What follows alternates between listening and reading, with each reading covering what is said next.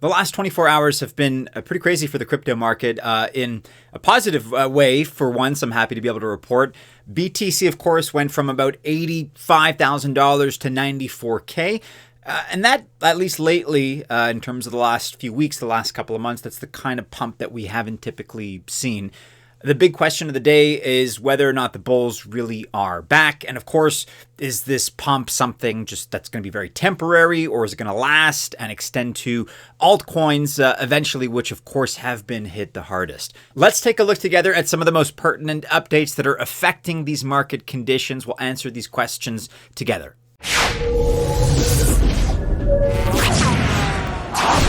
Welcome to the channel. My name is Maddie and this is Altcoin Buzz. All the best of luck if you choose to invest. I genuinely wish you very, very well. Just remember that I'm not a financial or investment advisor, and by extension, that means that this video is not official financial or investment advice. So why is the crypto market pumping right now?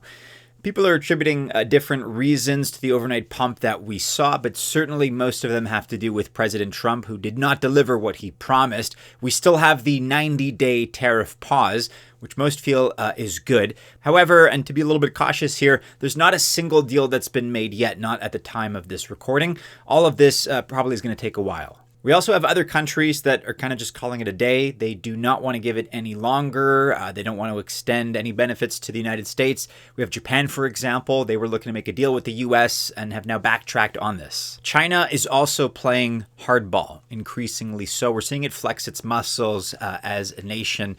And that's because things have changed. The world order really has changed in these last 25 years. The United States, by a lot of metrics, is no longer that dominating trade force that it used to be. And so in no uncertain terms, China has actually sent a pretty stark warning. They've said that if countries continue to cooperate with the United States in ways that directly or indirectly compromise Chinese interests, then they're going to be retaliated against. Simple as that. So really the whole tariff war right now seems to be backfiring mostly on the United States for now. Some are even arguing that it seems to be uniting China and Japan. So really this whole set of circumstances involving tariffs, that's been one major reason. Another one is Jerome Powell and kind of this interaction between Trump and Powell, Trump calling him all kinds of names, to wanting to fire him, now back to, quote, I'm not firing him. It actually seems like Trump had to take a knee here a few times and tone down his rhetoric. The Trump camp sees this pivot a little bit differently. They call it intentional. He doesn't lose. Instead, he strategically retreats. Classic Trump playbook, right? This is very much the art of the deal, as a lot of people would argue, testing the boundaries to see how far negotiations can go. I'm not a political analyst. I'm not saying it's one or the other, but these are some of the theories that are being floated around out there. So Bitcoin certainly is making moves right now. A lot of people are asking how long this pump will continue. Well, in 24 hours, like I said, we went from the mid to high 80,000 range to 94.5 thousand. As I record right now, we're at $93,725. So that's good. That's $6,000 approximately more than it used to be. These are jumps that you can probably expect in bull markets, and very likely your portfolios should be in the green right now after what's been a few tough weeks, let's be honest. But again, how long is this going to last? Is it going to be real? And what can we expect realistically? Well, quite a few X profiles with lots of followers state that this is the beginning. That is anecdotal, that's opinion, but that is what a lot of people are saying, a lot of prominent people actually. The beginning of the next leg of the bull run, to be clear. For example, we have Plan B, who states here that there are still 7 months to go in the 18-month halving window. That's historically been the pattern of the bull cycle, right, as precipitated by Bitcoin's halving schedule. That bull market starts 6 months before the halving of BTC and continues for 18 months subsequently, for a total of 2 years. That splits Bitcoin's 4-year cycles into two 2-year cycles, right? A 2-year bear market and a 2-year bull market. And a few days ago, Plan B wrote, quote, so it begins. He has 2.1 million followers, and he's been pretty spot on about this kind of stuff. Not on a day-to-day basis, but when you zoom out, when you look at the trends, he's been very, very reliable in terms of his analysis and what he's had to say. And all of these guys predicted the drop to $70,000, $75,000. That recently happened. Now, a lot of them are predicting that the price of BTC is going to be anywhere between $150,000 and $250,000. There seems to be a little bit of consensus here in terms of those analysts that we look up to, that we reference. This is kind of the collective opinion here. Dave the Wave with 150,000 followers, he's predicting $160,000 per BTC. Arthur Hayes with 685,000 followers predicts $250K for this year, 2025. Crypto Burb with over 700,000 followers expects a $235,000 top. And Bitquant, who has over 80,000 followers, calls for at least a top of 145K. And everybody's calling for these numbers this year in 2025. Also remember that these guys pretty successfully all predicted the recent drop to 72, 75K.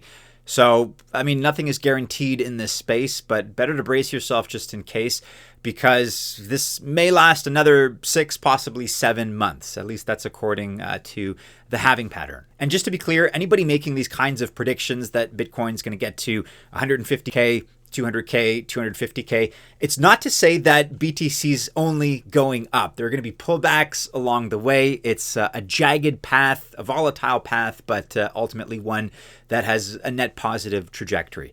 And I just mentioned that because it's probably important to remind ourselves it's important to take profits along the way. Now, is there any chance that all of this could be a bear trap or a false signal? That's when you find yourself in a downtrend, as we just were, and then all of a sudden there's this sharp price rise that liquidates all shorts, but then shortly after, the price returns to a downtrend. I will say it again that nothing is guaranteed in this space, but once again, the consensus among the analysts and more broadly among most people in crypto, and in accordance with what I just described a moment ago, would suggest that this doesn't look like a bear trap. Does not. The guys I mentioned before use all kinds of metrics, of course, to come up with their conclusions. This includes technical analysis, TA, experience, and then, of course, knowledge as far as how to interpret macro events.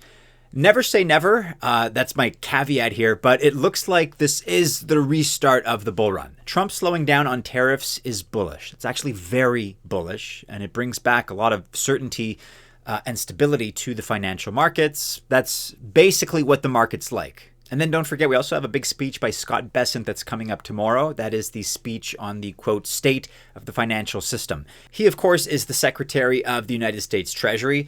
And if he doesn't talk about market structure, it could be a bearish signal. However, if he talks about, quote, accepting non-QE liquidity adjustments as prudent stewardship, then we're good.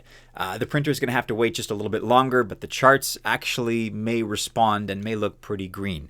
3 altcoins that we're expecting to benefit from this speech and hopefully the subsequent pump. Those 3 altcoins include SUI, S-U-I. This is the fastest growing ecosystem in the industry right now. Also BitTensor, ticker TAO, T-A-O, as BitTensor becomes the focal point for where crypto meets AI. And then finally Cardano, ticker ADA. This is in the spotlight again because Midnight is bringing the first level of real privacy to a major blockchain ecosystem.